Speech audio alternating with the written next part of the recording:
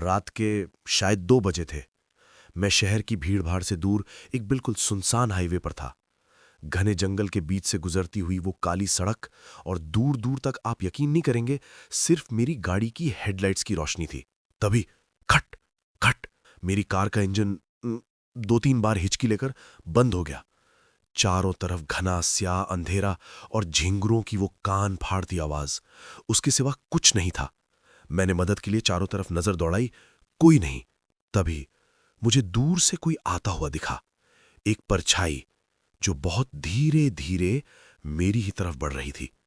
मेरा दिल, ओ गॉड, जोर जोर से धड़कने लगा। जैसे जैसे वो पास आई, मैंने देखा कि वो एक औरत थी, सफेद साड़ी में। उसका चेहरा उसके लंबे काले बालों से ढका हुआ था। वो कार के पास आकर रुकी और शीशे पर धीरे से खटखटाया। मैंने डरते डरते शीशा नीचे किया। उसकी आवाज में एक अजीब सी वीरानी थी।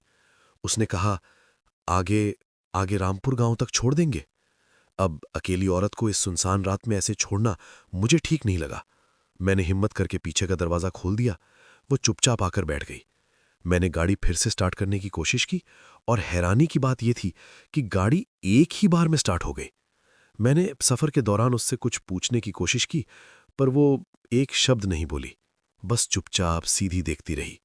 मैंने रियर व्यू मिरर में देखा, उसके बाल अभी भी उसके चेहरे को ढके हुए थे। और अजीब बात यह थी कि गाड़ी में एसी बंद होने के बावजूद एक अजीब सी ठंडक बढ़ती जा रही थी। करीब 15 मिनट बाद रामपुर गांव का बोर्ड दिखा। मैंने राहत की एक लंबी सांस ली और पीछे मुड़कर कहा, जी, आपका गांव? मेरी बात मेरी मुंह में ही रह गई। पिछली सीट बिल्कुल खाली थी। मैं घबराकर गाड़ी से बाहर निकला, चारों तरफ देखा, दूर दूर तक कोई नहीं था। पास में एक बूढ़ा आदमी अपनी चाय की दुकान बंद कर रहा था। मैंने कांपती आवाज में उससे पूछा, चाचा, अभी अभी एक औरत को यहां उतरते देखा क्या? सफेद साड़ी में थी। उस बूढ़े आदमी ने मुझे ऐसे घूरा जैसे मैंने कोई भूत देख लिया हो। उसका चेहरा डर से सफेद पड़ गया।